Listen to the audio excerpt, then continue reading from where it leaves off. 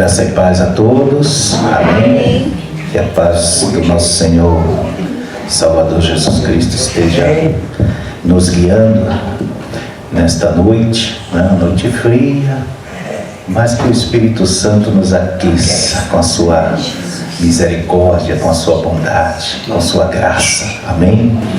Meus amados irmãos, vamos ler, acredito que vai dar tempo. Vamos ler Daniel, pelo menos uma parte, né? De Daniel capítulo 7, para a nossa introdução.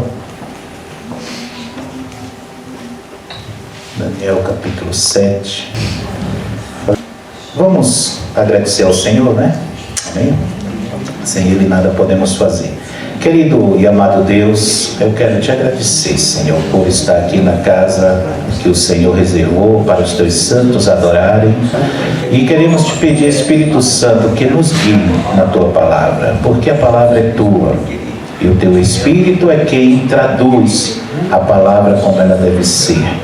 Que possamos abrir o nosso entendimento, o nosso coração e sermos cheios da tua graça e direção, em um nome poderoso de Jesus Cristo. Amém? Diz assim um texto da palavra de Deus, a gente vai lendo até um certo ponto, o Espírito Santo nos dirigir. Diz assim o versículo 1: Certa noite, durante o primeiro ano de Belsazar, como rei da Babilônia, Daniel se deitou na sua cama e sonhou, e no sonho teve visões. Quando acordou, ele escreveu aquilo que tinha sonhado. Aqui está o que ele escreveu. No sonho que tive naquela noite, eu vi os ventos soprando de todas as direções e agitando as águas do mar imenso. De repente, saíram do mar 4 monstros enormes, diferentes uns dos outros. O primeiro parecia um leão, mas tinha asas de águia. Enquanto eu olhava, as suas asas foram arrancadas, e ele foi posto de pé para que andasse como um homem, e foi dada a ele uma mente humana. O segundo monstro era parecido com um urso. Ele se levantou nas patas de trás e segurava 3 costelas na boca. Uma voz lhe dizia: vá e coma muita carne. Depois vi o terceiro monstro, e este era parecido com um leopardo. Ele tinha 4 cabeças, e nas costas tinha 4 asas, como as asas de ave. A este animal foi dada a autoridade para reinar. O quarto monstro que vi naquela visão era terrível, espantoso e muito forte. Tinha enormes dentes de ferro e com eles despedaçava e devorava suas vítimas. O que sobrava, ele esmagava com as patas. Esse monstro era diferente dos outros 3 e tinha 10 chifres. Eu estava olhando os chifres com atenção e notei outro chifre menor, que nasceu entre os outros. 3 chifres foram arrancados para dar lugar a um chifre menor, que tinha olhos como os de gente e uma boca que falava com muito orgulho. Continuei olhando e vi que foram postos alguns tronos. Num deles assentou-se aquele que sempre existiu. A sua roupa era branca como a neve, e os seus cabelos eram brancos como a lã. O trono e as suas rodas pareciam labaredas de fogo. De um lugar em frente do trono saía um rio de fogo. Havia ali milhares de pessoas que adoravam aquele que estava sentado no trono. E muitos milhões estavam de pé na presença dele. Começou o julgamento e foram abertos os livros. Continuei olhando, pois o chifre pequeno ainda estava dizendo palavras orgulhosas. E vi quando o quarto monstro foi morto e o seu corpo despedaçado e jogado no fogo. Quanto aos outros monstros, o poder que tinham foi tirado deles, mas não foram mortos. Foi dado a eles mais um pouco de tempo para viverem. Na mesma visão que tive naquela noite, vi um ser parecido com um homem que vinha entre as nuvens do céu. E foi ele até o lugar onde estava aquele que sempre existiu e foi apresentado a ele. Deram-lhe o poder, a honra e a autoridade de rei, a fim de que os povos de todas as nações, línguas e raças o servissem. O seu poder é eterno e o seu reino não terá fim. As visões me espantaram e eu fiquei preocupado com o que tinha visto. Cheguei perto de um dos que estavam ali e pedi que me explicasse o que tinha visto. Então ele explicou assim. Só até aqui. Amém? Glória a Deus pela sua palavra, palavra santa, palavra que nos edifica, que nos fortalece. Todo crente deve amar a palavra de Deus. Uma certa vez chegou uma pessoa para mim, crente, e disse: pastor, eu tenho preguiça de ler a Bíblia. E eu fiquei pasmo, porque a Bíblia é o manual da vida cristã. Um crente só pode ser bem sucedido em todas as áreas, até mesmo nas dificuldades, como Jó, se ele estiver conhecendo a palavra de Deus. Inclusive foi essa uma das razões porque Jó disse assim: olha, eu só ouvia falar de você, mas agora os meus olhos te veem. Quando nós olhamos para a palavra de Deus e meditamos, nós estamos com o manual que nos instrui a andar corretamente neste mundo. Amém? Então nós temos esse homem chamado Daniel, que foi um dos principais do povo de Israel, levado cativo para Babilônia. Babilônia era um poderoso império que derrotou outrora os assírios, os egípcios, e agora estava predominando. E a história diz que, ao prevalecer sobre aquelas nações, uma delas foi Israel, e Daniel foi levado na primeira leva, porque foram 2 ou 3 levas, e foi levado para a Babilônia como escravo. E ele era um dos principais da Babilônia, do povo de Israel. E ficou ali Daniel por muito tempo e passou por vários imperadores, né? Tanto do reino de Babilônia como do reino dos medos e persas. Alcançou vários imperadores durante sua juventude até a sua morte. Isso se deu por volta do ano 605 aproximadamente. Então Daniel, esse homem, esse profeta de Deus, que todos conhecem a história, eu acho que a mais conhecida é quando ele é levado ali para a cova dos leões. Desde pequeno, nós ouvimos essas histórias. Daniel agora, na sua visão, nos seus sonhos, porque Deus se manifesta através de sonhos e visões. Amém? Inclusive hoje. Há quem diga que não acontece mais isso, mas nós somos um povo que acreditamos nas visões e nos sonhos de Deus. Amém? O Senhor se manifesta, o Senhor fala conosco. Amém. Então Daniel era um desses homens, um homem de Deus, um homem que a glória de Deus se manifestou profundamente.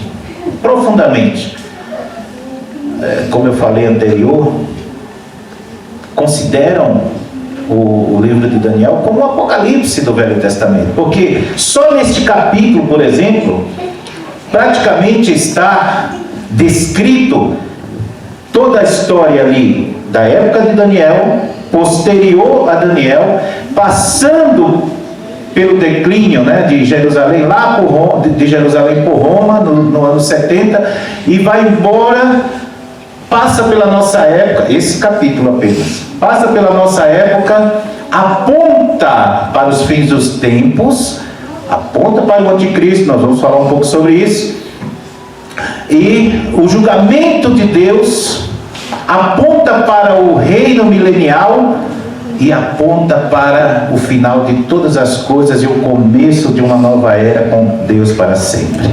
Só nesse capítulo. Claro que ele traz referências de outros também, mas é interessante que vejamos assim. Bom, no capítulo 7, 2 e 3, do versículo 2 e 3, diz assim: Daniel disse: na minha visão à noite, eu vi 4 ventos do céu agitando o grande mar. 4 grandes animais, cada um diferente dos outros, subiram do mar. Esses 4 ventos que Daniel vê, eles fazem referência a rebuliços, movimentações políticas, guerras, conflitos e situações que ocorreriam durante toda essa visão, durante esse processo. O mar representa povos, nações. Nós podemos ver isso, por exemplo, em Apocalipse capítulo 17, versículo 15, que diz assim: as águas que você viu, onde a prostituta está assentada, são nações, povos, raças e línguas. Então, esse mar representa nações, representa povos, línguas espalhados pela terra. E a agitação desse mar, né, esses 4 ventos, representam justamente isso, esses conflitos, problemas políticos e todas essas coisas que regem essas nações durante esse processo. Mas quero dizer uma coisa para vocês: Deus está no controle de tudo. Em nenhum momento Deus perdeu o controle. Nós olhamos para as situações, interessante com essa guerra agora de Israel e Irã, nós olhamos, aí você vê assim algumas pessoas agitando-se e ficando preocupadas, né? Mas nós não deveríamos ficar preocupados. Lá na frente nós vamos ver o porquê disto. Nós não deveríamos ficar preocupados. Nós deveríamos orar por Israel. A Bíblia diz: orai pela paz de Jerusalém. Amém? Amém. Devemos orar por Jerusalém. Devemos orar por Israel. Então, ele teve essa visão, que 4 animais terríveis apareciam desta situação. Vamos ver o versículo 4, por exemplo, diz assim: o primeiro parecia um leão e tinha asas de águia. Interessante, né? Um leão com asas de águia. Eu o observei até que suas asas foram arrancadas, e ele foi erguido do chão, de modo que levantou-se sobre 2 pés como um homem e recebeu o coração de homem. A quem nós podemos ver descrito nesta primeira revelação de um leão com asas de águia? Aqui faz referência ao próprio reino que naquele momento Daniel estava ali, Babilônia.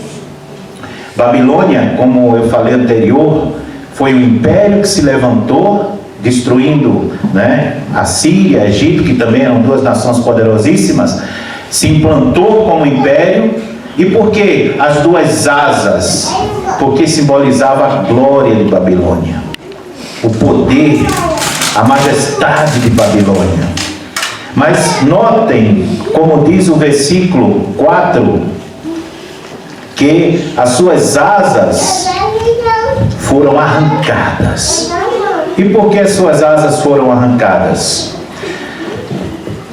Porque Nabucodonosor, um certo dia, resolveu se envaidecer demais. Foi até a sua varanda, uma varanda gloriosa. Dizem que uma das 7 maravilhas do mundo antigo era o jardim suspenso da Babilônia, né? E ele foi à sua varanda e começou a se gloriar. Tudo isso, esse reino, essa majestade, essa glória pertence a mim. E quando ele se gloria, a Bíblia diz que Deus, um ano atrás, 12 meses atrás, Deus havia falado, dado uma interpretação para o próprio Daniel, de que ele seria arrancado o reino dele. Mas ele não ficou atento. Amados irmãos, temos que ter muito cuidado quando Deus está falando conosco. Amém? Amém. Deus havia falado, pastor, 12 meses antes, de um sonho que ele havia tido, e Deus havia mostrado para ele que a glória dele seria tirada, mas ele não teve cuidado. E assim tem muitos crentes. Deus fala, se revela, mostra, mas o tempo passa e ele esquece. E assim aconteceu com esse rei, esse imperador. E a Bíblia diz que ele virou um animal, foi comer capim como os bois, virou uma besta fera, suas unhas cresceram, criou pelo, e ele ficou tempos, a Bíblia não fala diretamente, mas com um bom período como animal, 7 tempos, se eu não me engano, como animal, comendo. Mas notem que diz no versículo que ele levantou-se sobre 2 pés como homem e recebeu o coração de homem, porque Deus havia dito que quando ele reconhecesse a glória de Deus, a majestade de Deus, ele seria restaurado. E ele foi restaurado, mas agora humilde. Temos que ter muito cuidado, porque quando o nosso coração se envaidece com alguma coisa que Deus nos dá, Deus não mudou, irmãos. Vocês concordam? A Bíblia diz que Deus não muda. Ah, mas nós estamos na nova aliança.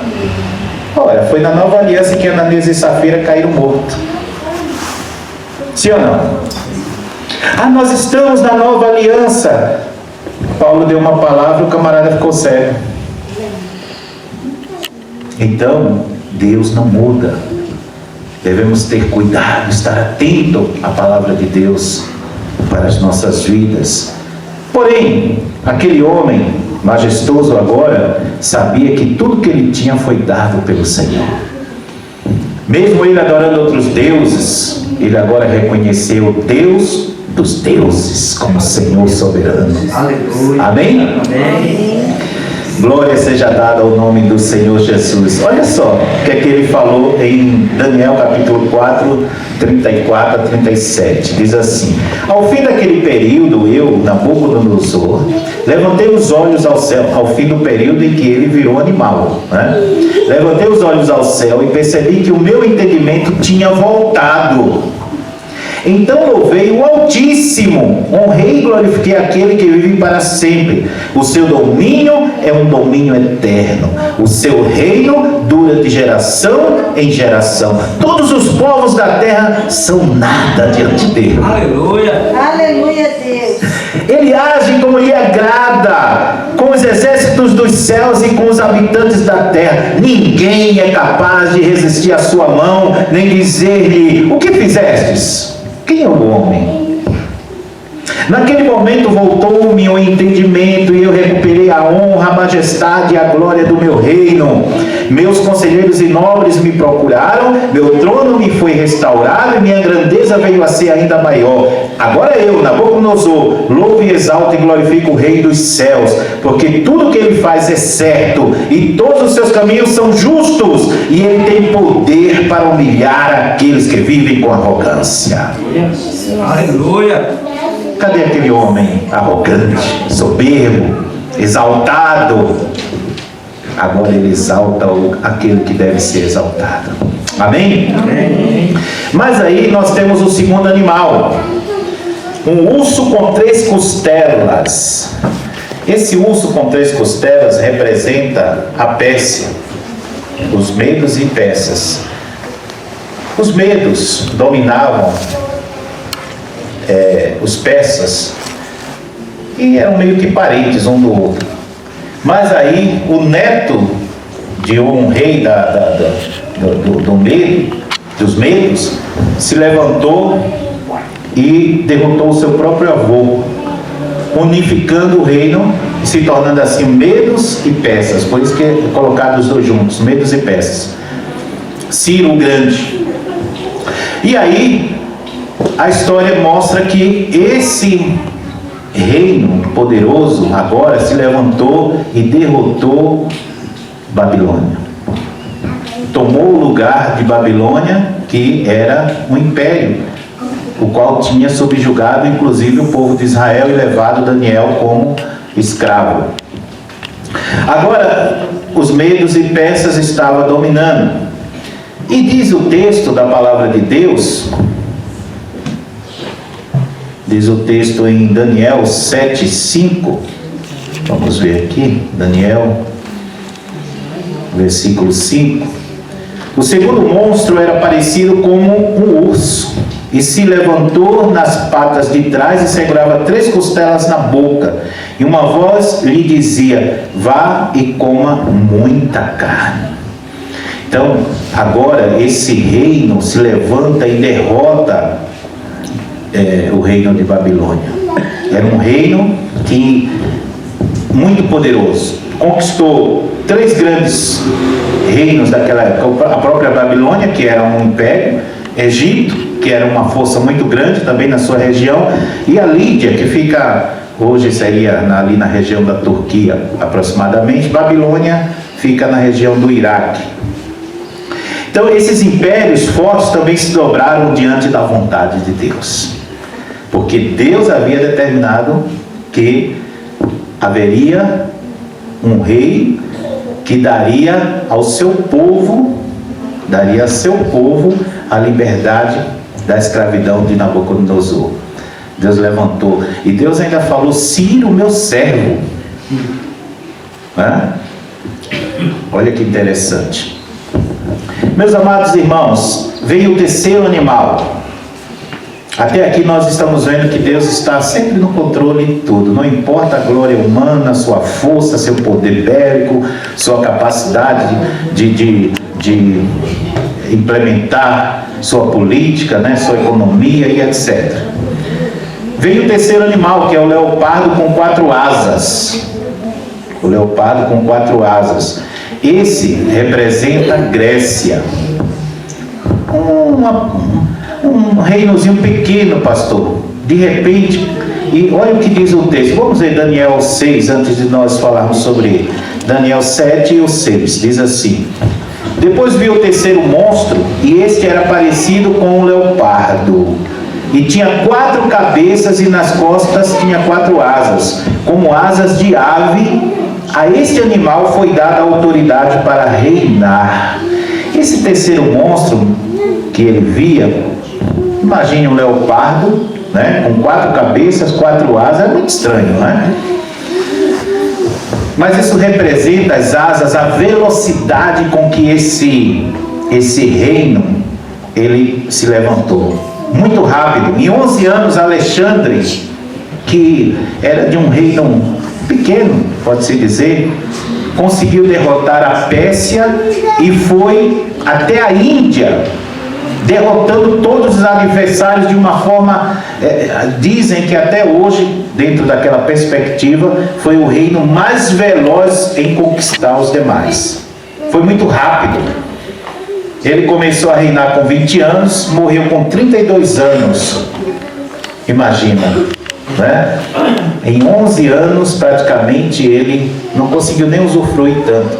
Ele era um guerreiro feroz, aguerrido, e ele conseguiu dominar. Mas note então que ele morre. Mesmo isso aqui nos mostra que a glória humana é passageira. A lição que podemos tirar é que quando Deus nos erguer, quando Deus nos colocar em uma posição que o nosso coração tem a tendência de querer se exaltar, nós devemos lembrar de Babilônia, do rei Nabucodonosor, amém? E também lembrar de Alexandre o Grande, que embora se tornou tão poderoso em pouco tempo, mas morreu jovem, porque a glória humana é passageira. Ele tinha 4 asas, 4 cabeças, provavelmente se referindo ao que ele teve que deixar. Ele não tinha filhos, ele não tinha herdeiro, e o reino dele foi dividido em 4 generais, os quais foram Cassandro, os diádocos, Cassandro, Macedônia e Grécia, Lisimaco, Trácia e Ásia Menor, Seleuco, Síria e Mesopotâmia, Ptolomeu, Egito e Palestina. Então esses lugares, essas regiões foram divididas em seus 4 generais, porque ele não conseguiu deixar herdeiro, né? Passou rápido, embora ficou na história de uma forma fenomenal pela sua pelo seu jeito aguerrido e pela sua rapidez em conquistar nações. Bom, nós vemos então o 4º animal, que é uma besta terrível. Esse Daniel não conseguiu nem descrever. O outro ele disse é um leão com asas, 2 asas. O outro ele disse é um urso com 4 costelas na boca. O outro ele disse é um leopardo com 4 cabeças e 4 asas. Mas esse era tão terrível que ele não conseguiu descrever. Ele descreve como algo muito terrível, um monstro, esmagador, diferente de todos os outros. Esse fazia menção ao Império Romano. O Império Romano também se levantou do nada e começou a predominar e se tornou um dos impérios mais terríveis e poderosos da época. Eles tinham um plano de reinar durante 1000 anos e quase conseguiram, chegou perto. Mas aí vários problemas políticos, econômicos e morais foram acontecendo, de traições e etc. E o reino foi se desfalecendo. Mas, só lendo o capítulo 7, o versículo 7 e 8, diz assim: depois disto eu continuei olhando nas visões da noite, e eis o 4º animal, terrível e espantoso e muito forte, o qual tinha dentes grandes de ferro. Ele devorava e fazia em pedaços, e pisava aos pés o que sobejava. Era diferente de todos os animais que apareceram antes dele, e tinha 10 chifres. Eu, a considerar os chifres, eis que entre eles subiu outro chifre pequeno, diante do qual 3 dos primeiros chifres foram arrancados. E eis que nesse chifre havia olhos como os de homem, e uma boca que falava grandes coisas. Então, esse animal fazia referência ao Império Romano. Mas o interessante é que esse animal tinha 10 chifres, do qual um chifre menor se sobressaiu e esmagou 3 chifres, ficando apenas ele mais 7. E agora é onde nós pulamos no tempo. Aí entra um fator interessante que nós pentecostais, nós que acreditamos no dispensacionalismo, porque existe uma outra corrente teológica aí, inclusive está tomando conta da internet, dos seminários, invadindo os seminários pentecostais, e nós temos que ter muito cuidado com tudo isso, porque a nossa teologia é bastante distinta. Nós acreditamos no pré-tribulacionismo, e nós acreditamos que o período da igreja é um hiato, é uma pausa que foi dada durante esses acontecimentos, aonde se começa no nascimento da igreja. Paulo chama de plenitude dos gentios. E aí nós vamos para um versículo lá em João que diz assim: veio para os que eram seus, e os seus não o receberam, mas todos que o receberam, deu-lhes o poder de serem chamados filhos de Deus. O que significa que todo esse movimento aqui está relacionado a Israel. A igreja, Paulo chamou de o mistério de Deus. Fale comigo assim: o mistério de Deus. A igreja, você não vê a igreja no Velho Testamento, a não ser com os olhos do Novo. Nem o próprio Jesus falou muito sobre a igreja. Ele falou um certo momento, sim, que ele disse que a igreja dele, o inferno não iria prevalecer. Amém? Amém. Mas Jesus estava sempre se movimentando para que as profecias se cumprissem, porque ele era o Messias e ele era aquele que daria início para os gentios e para todo o povo, porque o povo de Israel o haveria de negar enquanto ele estava ali. Então começa um período chamado, que Paulo chama de plenitude dos gentios, até que se complete a plenitude dos gentios. Isso aqui tem um assunto tão maravilhoso, mas não dá para a gente falar sobre isso agora. Que vai do começo da igreja lá do Pentecoste até o arrebatamento da igreja. Amém? Amém. Até o arrebatamento da igreja. Daniel aqui está tratando desse aspecto. Então, nós vamos na história, estamos aqui no período do governo romano, né? E nós vamos agora para o período em que a igreja começa. Jesus havia profetizado que o templo não ficaria pedra sobre pedra, porque o povo estava rejeitando o Messias que estava perante eles ali, né? No ano 70, o general Tito, ele vai e destrói Jerusalém, sitia Jerusalém, e ali ele destrói o templo, e tudo que Jesus falou aconteceu. E agora começa o período da igreja, e vamos nesse período, que é o nosso período agora, até o arrebatamento da igreja. Note que esse monstro, ele é referente aos romanos, mas ele agora aponta para 10 chifres, e aponta para um chifre da ponta pequena que se sobressai. Então, os 10 chifres não fazem, esse período pula, vamos pensar assim, quando o período romano, o Império Romano acaba, e agora pula lá para o arrebatamento da igreja, como nós cremos. Amém? Nós acreditamos que a igreja não passará pela grande tribulação. Amém? Muito cuidado, viu? Porque seminários pentecostais estão sendo invadidos por outro tipo de ensinamento, que é totalmente diferente do nosso. E eu sou um apologista. Não sou um conhecido, porque eu não preciso, mas eu defendo, eu gosto da nossa teologia, eu acredito que ela é totalmente bíblica.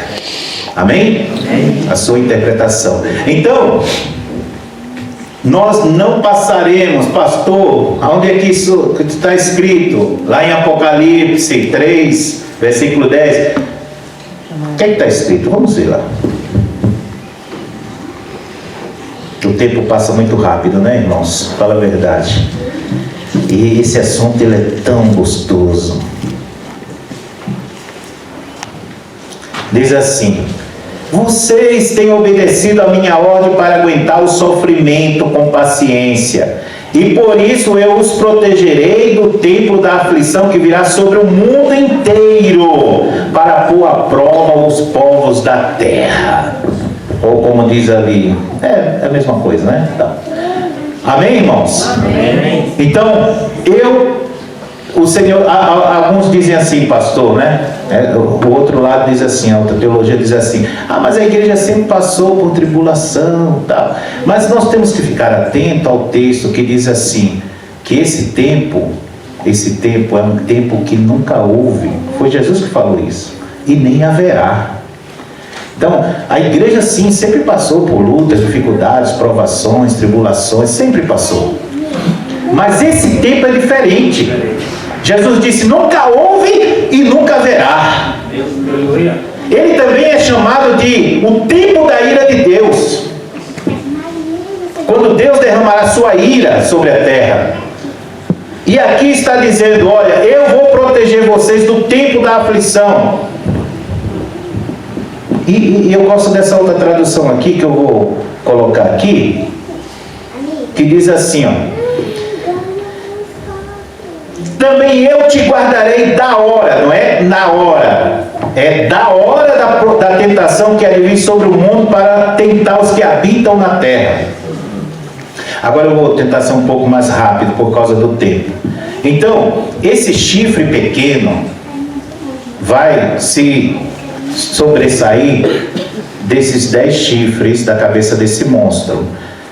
Isso é um resquício de Roma. Roma não foi totalmente destruído. O resquício vai acontecer ainda. Assim, quando Roma destruiu a Grécia, Roma não destruiu totalmente a Grécia. Por quê? Porque toda a intelectualidade da Grécia foi levada para Roma. Então muitos até diziam que Roma estava, tinha um ditado, eu não lembro agora, mas mais ou menos assim, que Roma venceu a Grécia, mas a Grécia havia vencido Roma, porque toda a intelectualidade, toda a cultura de Roma, da Grécia, estava em Roma agora. Assim, essas 10 nações, esses 10 chifres representam 10 nações, ou 10 reis, ou 10 líderes, que irão surgir. Quem sabe já está no nosso meio, a gente não percebeu, né? E aí um chifre pequeno que vai surgir do meio deles, faz referência a um líder. Porque o texto diz assim, olha. O texto diz assim, vamos lá. Daniel 7:8 diz assim.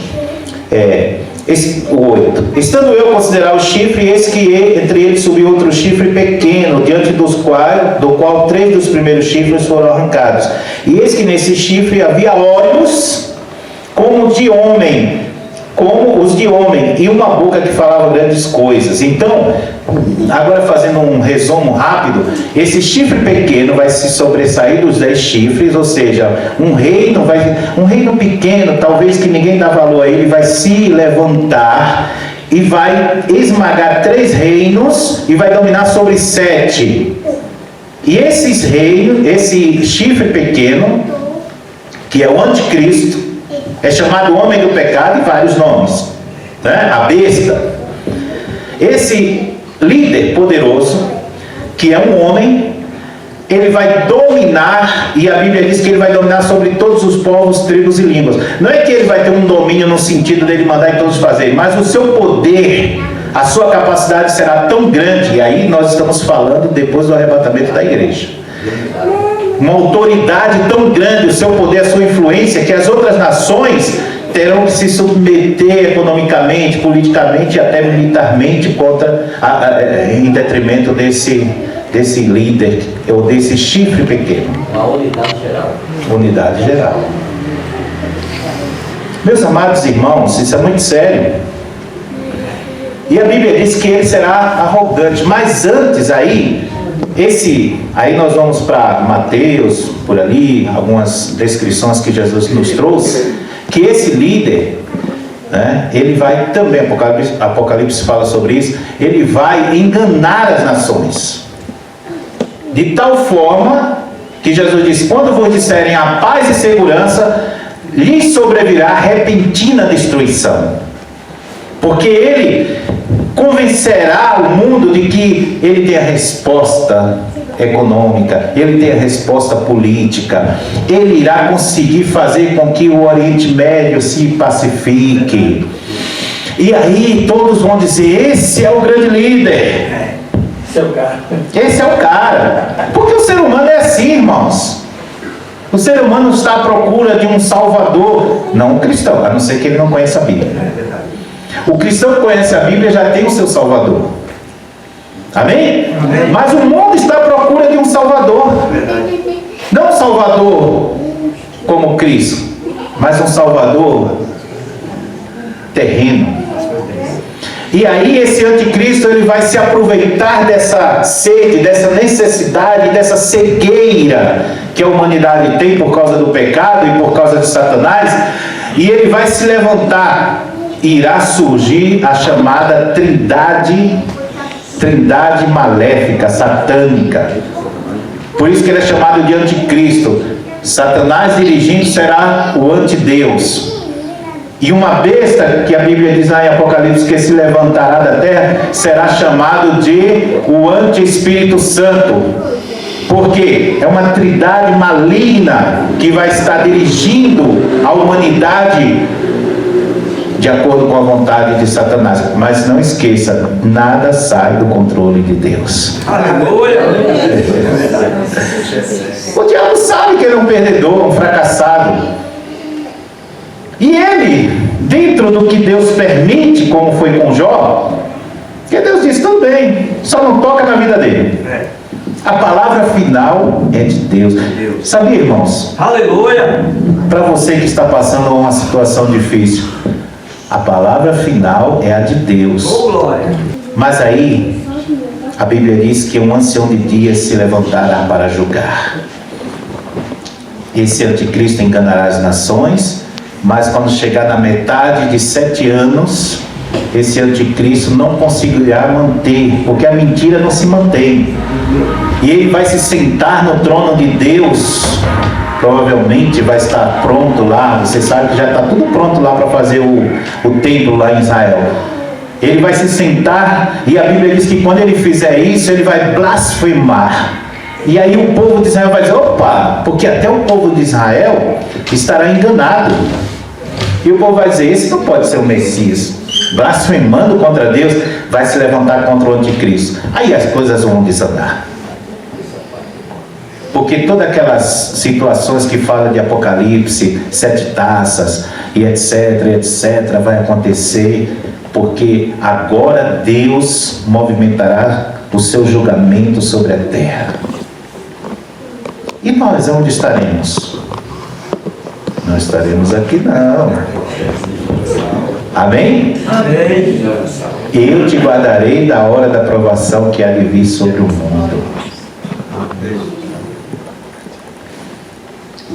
Quando o povo de Israel clamar, nações reunidas para trazer a destruição, o povo de Israel vai clamar. E a Bíblia diz que o próprio Daniel viu como filho do homem vindo das nuvens. Daniel tem uma visão que o próprio Jesus mostra como vai acontecer. Todo olho verá. Jesus aparecerá com grande glória. Aleluia! Amém? Amém. Todo olho, todo o povo da terra verá. E Jesus então enviará o seu anjo para prender o anticristo. Satanás vai implantar o seu reino. Eu estou bem resumindo, pastor. Vai implantar o seu reino. Amém? Amém! E durante 1000 anos, a igreja vai vir com Cristo nesse período. A igreja já foi, a igreja já passou pelo tribunal de Cristo. Não é um tribunal para dizer quem é salvo, quem não é, não. É um tribunal para dar recompensa. Agora a igreja já passou, enquanto a situação de julgamento está ocorrendo na terra, a igreja está passando por esse tribunal, recebendo sua recompensa. Depois vem as bodas do cordeiro, o casamento do noivo com a noiva. Amém? Quando tudo está acontecendo, Israel clama, Jesus recebe a ordem do Pai para vir para a terra. E os exércitos do céu, do anticristo, eles acham que com seu poder bélico vai poder tocar em Cristo. Você sabe que só os Estados Unidos e Rússia tem bombas para destruir o mundo 7 vezes. A Terra 7 vezes. Então eles acham que eles vão conseguir, vão olhar, né? Oh, alienígena, vamos destruir, apontaremos os nossos mísseis. A Bíblia diz com uma espada que sai da boca de Cristo. Uma palavra. Só com a palavra Jesus vai destruir a 1/3 dos exércitos da terra. Vai ser uma carnificina tão terrível que não tem como enterrar, vai passar meses aqueles corpos, e a Bíblia diz que as aves do céu de rapina vão se juntar naquele lugar, naquele vale, porque é muitos corpos. A terra vai ter que passar por uma purificação, e aí é estabelecido o tribunal de Cristo. Esse tribunal ainda não é o julgamento final. Esse tribunal é para estabelecer quem vai entrar no milênio com Cristo. E aqueles que ficaram vivos da grande tribulação, nesse período já terá poucas pessoas, porque imagine, tantas catástrofes, destruições ambientais, em todos os outros meios de guerras e etc. E agora Jesus, com essa palavra que destrói terça parte dos exércitos, pouca gente irá sobrar nesse período. Tudo isso está em Apocalipse.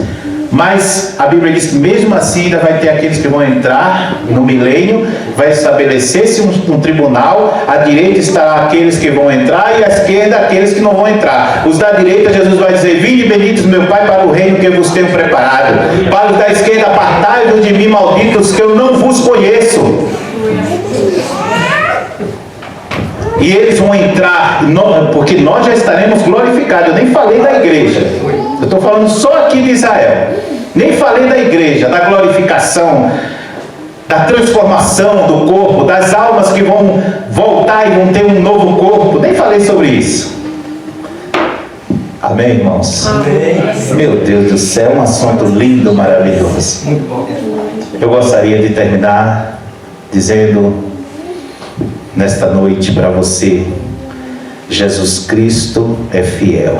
Aleluia. E todas as suas promessas se cumpriram até agora e irão se cumprir até o final. Quando Daniel teve essas visões e sonhos, Daniel estava antes dos acontecimentos, apenas Babilônia estava presente nos seus sonhos e visões. Mas ele já apontava o final de Babilônia, o começo dos Medos e Persas, a Grécia, Roma. Se tudo isso aconteceu, por que não acontecerá aos demais? Jesus está perto de voltar. Gostaria que você, por gentileza, ficasse de pé.